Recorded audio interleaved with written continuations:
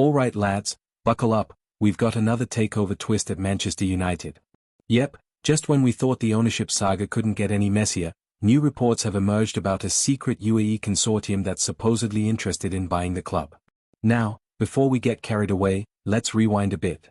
The Glazer family bought United way back in 2005 for £790 million, and ever since then, it's been one long headache for fans. Nearly 2 decades later, we've had poor performances, a crumbling Old Trafford, and a fan base that's had enough. Then came Sir Jim Ratcliffe, the Ineos boss, lifelong United fan, and British billionaire, who stepped in last year, buying an initial 27.7% stake worth about £1.3 billion.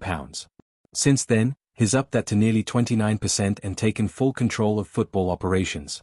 The man even spent £50 million on improving Carrington, which, to be fair, is something we've been crying out for.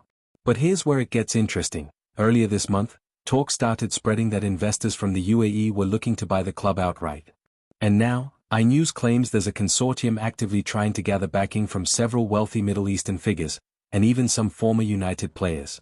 Apparently, these ex-players have been approached not just as ambassadors, but as potential investors in the bid itself. Now that's a twist. Imagine legends like Rooney, Neville, or Rio being part of a new ownership setup. Sounds mental, but also kind of poetic, doesn't it? United men helping bring United back to life. But before anyone starts dreaming of open-top parades and shake-back signings, there's a catch, and it's a big one. According to insiders, this UAE group might not actually have the cash to meet the Glazers' asking price. We're talking at least £5 billion if the owners are even going to pick up the phone. One financial advisor involved in Ratcliffe's bid told iNews that the consortium's been hunting around for investment from multiple sources, which suggests they're nowhere near ready to table an offer. In other words, don't expect a sale anytime soon. And there's another layer to this. If the Glazers were to sell before February 2027, they'd need to pay Ratcliffe £25 per share, the same price he paid when buying in. That's part of the agreement they signed.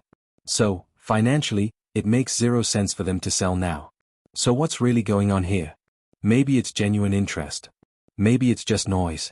But one thing's clear, this club is still a circus when it comes to ownership.